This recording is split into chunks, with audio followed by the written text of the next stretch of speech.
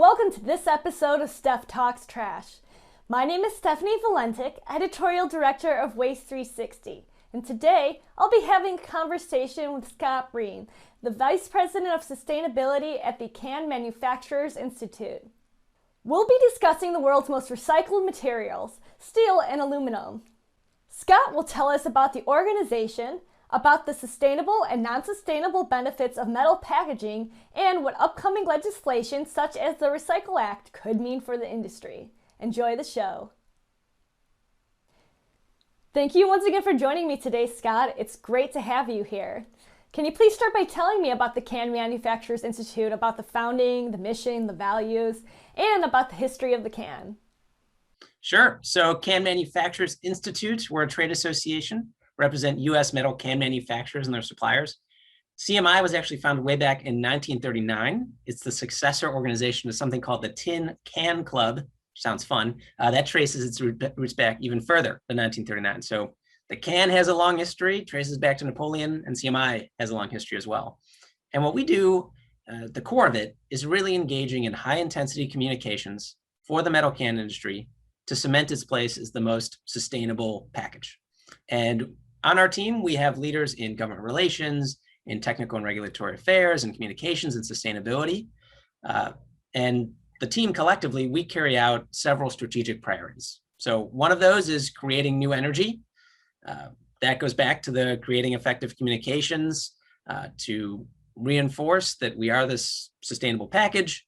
Hopefully that changes purchasing behavior, leads to higher recycling. Another priority for us is fortifying our sustainability narrative. I'm sure we're going to get into our recycling rate, recycled content, things like that, but we always want to have new facts to point to as to why we're such a circular package, but also do research and take on other activities to address some of the challenges in our industry and do it together. For instance, last year we did a piece of research. It was called Aluminum Beverage Cans Driver of the U.S. Recycling System. And it found that in non-deposit states, used beverage cans provide the most revenue to material recovery facilities that separate single-stream recyclables. So they're critical. But it also found a challenge that up to 1 in 4 beverage cans are missorted at those MRFs, even though they're survivable. So we have a grants program now, which I can talk more about later, where we're funding additional can capture equipment in MRFs to capture those missorted cans. So that's 2 of our priorities. A third, we want to formulate and advocate advantageous policy positions for the can. And we talk with lawmakers. We make sure they understand our story, that we're recycling cans at scale, that cans can be infinitely recycled, things like that, as they make their policy solutions. But we also put out our thinking on how to do effective, efficient policies. We have, for instance, we put out an op-ed in March 2020 on our best practice principles for deposit systems, because we get a lot of cans back from deposit systems. Another thing we do, we serve our members. We're a member-driven organization. So we're sending them things like every other week, we send them these news clips, like all the news related to our industry. So they have that in one place. But we also collect data on canned shipments. So for example, in 2020, we saw a 6.2% increase in beverage can shipments and an 11% increase in food and general land cans. That's a huge increase. Some of that driven by COVID, some of that driven by consumer demand for things that aren't plastic, to be honest. And then lastly, our priority is to advance product stewardship. We want to demonstrate that the can industry's operations, its products, they're increasingly protective of human health and the environment, something we take very seriously. We do it collectively as an industry. Members on their own are doing it. For example, all the leading aluminum beverage can manufacturers, they've set or have committed to setting science-based targets. So that's some of our history and some of the things we do at CMI. You know, I went to the zoo a couple months ago, and one of the things that I noticed was that the water came in a can versus a plastic bottle. So can you please tell me a little bit about the more innovative uses of the can and its viability as a packaging alternative?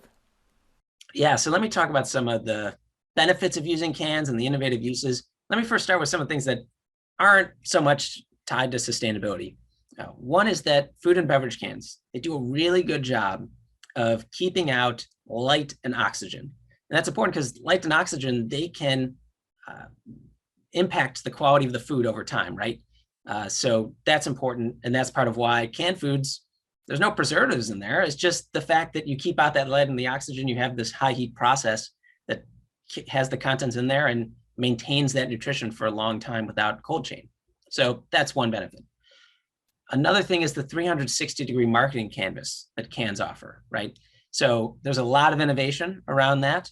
One is that what's really cool is sometimes graphics can change, like the imagery, the messaging, as people consume the product, as the temperature of the product changes. That's very cool. There's also special inks that glow in the dark. There's also raised ink. I don't know if you've seen this in the grocery store. As you grab the can, you're like, oh, it's like raised. It feels cool. Yeah, it's like a texture. Yeah, it's like a texture. So that there's a lot of innovation there on the graphics side. And then just some other things that help us be a desirable packaging alternative is chills faster, stays cold longer than other material types, stacks well, doesn't break. So that helps with transportation. There's different kinds of cans now. So the 12-ounce still dominates, but you've got the cute little 8-ounce ones, which I know my mom likes because then she gets her 100 calories Cokes, you know. But then there's the sleek cans, the larger cans. I even saw today an article. There's a 7.5-ounce can that Pepsi's rolled out, limited edition. It's like Peeps flavored. I think that doesn't sound all that great, but people enjoy yourselves with the Peeps cans. But that's another innovation. And then we could get into the sustainability advantages if you like, but those are some of the non-sustainability advantages that the vast majority of the cans that we get back, we turn into new cans, right? And we're already recycling cans at scale. So in 2019, we recycled more than 42 billion beverage cans in the United States. That's more than 80,000 beverage cans a minute, right? And like I say, those 80,000 cans a minute, the vast majority, like more than 95%, going back into new cans.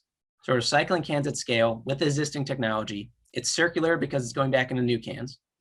And this circular system that we have, it turns those cans from the recycling bin back into new cans in as little as 60 days.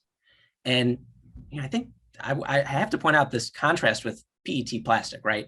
Where we can recycle infinitely. We get turned into new cans the vast majority of the time. It's a very efficient recycling process. PET bottles, you can only recycle a couple of times. Very few of them are turned into new bottles. Most of them are downcycled into t-shirts or carpet that are unlikely to be recycled.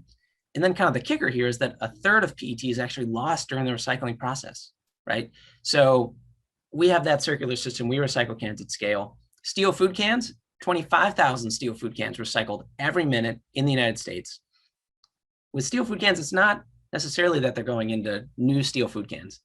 And it's not because we can't do that, we can, but because steel is very open loop, meaning that you can take any kind of steel product, melt it down, and you can turn it into any other kind of steel product. So it's very fungible. The steel food cans get turned into a lot of different things.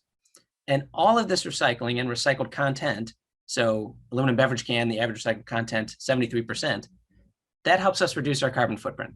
Because when you make a beverage can from recycled material, that's more than 90% less greenhouse gas emissions than if you made that beverage can from virgin.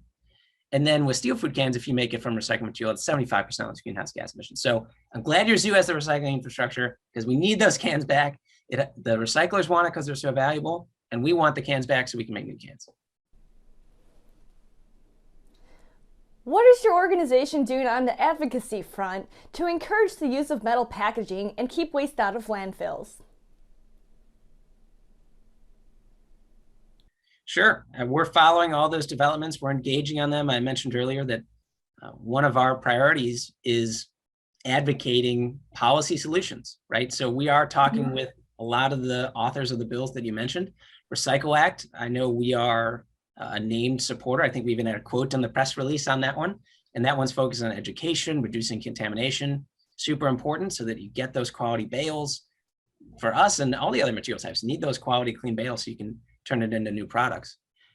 Some of the other bills like Break Free from Plastic Pollution Act, they have things that we like and things we want to know more about. So one of the things that the Break Free from Plastic Pollution Act has is a national deposit system. That's something we are certainly open to. I mentioned our op-ed with our best practice principles. As long as a deposit system is done in an efficient, effective way, it's something we could get behind. I mentioned those more than 42 billion cans recycled in 2019. Well, on average, the 10 states that have a deposit, those 10 states deliver 40% of the cans that we recycle. So they are very important, and they have proven to get cans back. Those 10 states also have an aluminum beverage can recycling rate in the high 70s, the non-deposit states in the low 40s. So we're certainly engaged on the deposits front. On the extended producer responsibility front, it's something that we're engaged with other material types in through the recycling partnership. We're talking to those bills authors. We're certainly open to it. We just want to make sure that, like I was saying earlier, that the advantages of metal cans are reflected in how the system is set up, that each material is paying its own way, that the money stays within the system. It's actually going towards recycling, things like that. Can you please explain the benefits of metal packaging and the advantages for producers? Right. So I mentioned some of those non-sustainable advantages, right? The 360-degree marketing canvas, chills faster, stuff like that. The high recycling rate, I think we talked a bit about that. Recycling cans at scale, they're often turned into new cans. Recycled content is another one. So just to take the aluminum beverage can as an example, the average aluminum beverage can in the United States, 73% recycled content. So you can think about that when you're holding the beverage can in your hand the next time you're enjoying that. And then the other important advantage is the wide acceptance that metal cans enjoy in recycling because they're easy to sort, because of their high economic value. So it's easy for consumers. You don't have to think about, well, shoot, this is made of a bunch of different materials. Is it accepted? You don't have to check locally. You know, it's when we're talking aluminum beverage cans, steel food cans, those are accepted everywhere. And that research I mentioned earlier that looked at the high economic value of beverage cans, they actually concluded that without the revenue from used beverage cans, most material recovery facilities, right, that are sorting the single stream recyclables critical to our recycling system wouldn't be able to operate. The Recycling Partnership put out its State of Curbside 2020 report. And in that report, it found that aluminum beverage cans, steel food cans, they're only 6% by weight of all the recyclables generated at single family homes. So 6% by weight, but they represent more than half of the revenue, right? So that gives you a sense of how important it is. And lastly, the last stat, and this one blew my mind, it's more general than metal cans, but metal recycling, it supports more American jobs and has a larger economic impact than all other material types combined, which that blew my mind. And so as brands are looking at, well, what packaging should I use? The consumer is going to enjoy it, right, for some of the other advantages I mentioned, but also when they're done, you're like, oh, easy, just put it in the recycling bin, rinse it, put it in dry, and they can feel good that this package is going to help the recycling system because of its economic value, that there's existing technology and infrastructure in place to turn it into a new can or some other product that can be easily recycled. So I think that the fact that it works within today's system is important. Now that we've explained the benefits, would you please talk about what the Institute has coming down the pipeline?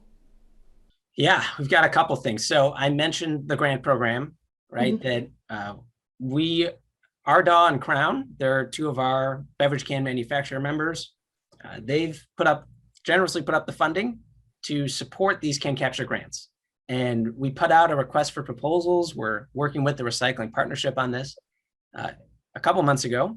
And now we're in March 2021. The hope is within the next month, we're announcing the first grantees, the rest of the grantees by the middle of the year. And then by the end of the year, we've got some initial impact results. And then this is really billed as a pilot. We want to hopefully expand it, more funders, more MRFs getting grants. So that's something we're focused on. That's one. The second is we have all these stats. We have these graphics that explain why it's so important to recycle beverage cans and steel food can.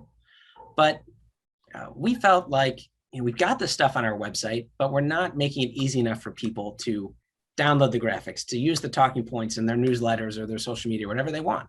So we've actually put together an aluminum beverage can sustainability communications toolkit. People can check it out, cancentral.com/sustainability toolkit. And it's got all those graphics, all those talking points, and it's broken down by like economic impact, environmental impact, can circularity. People click around, take whatever they want. You don't even need to tell us, just take it. So that's something that I'm excited about. Another thing we're working on is an impact calculator where it's going to make very clear per beverage can recycled, here's the impact across all these different metrics, economic and environmental. And I'm personally very excited about this. I think it'll make things more tangible for people. The metrics will be things like powering a TV, for a certain number of hours. We're not just saying kilowatt hours saved. No one knows what that is.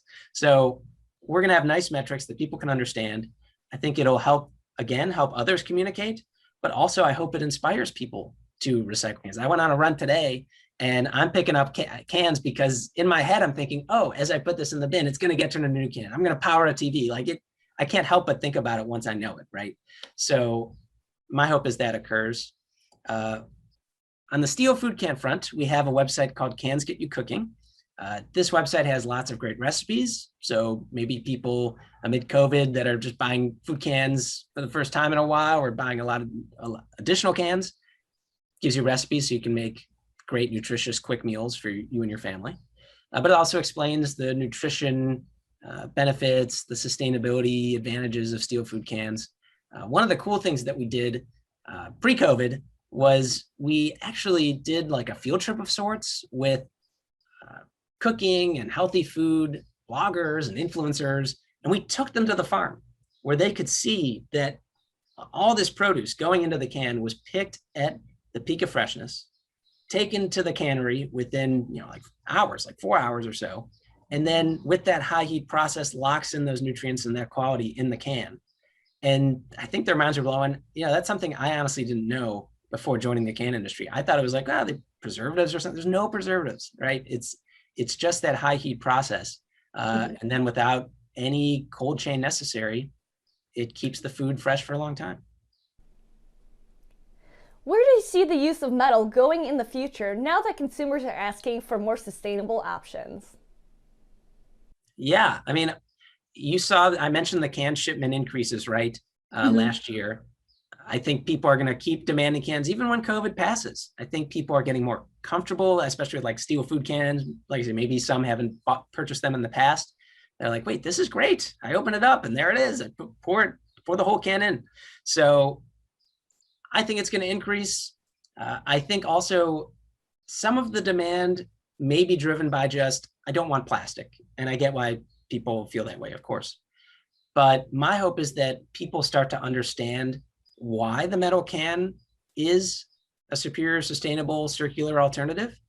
I think people don't know that it's easy to sort, that a lot of cans get turned into new cans.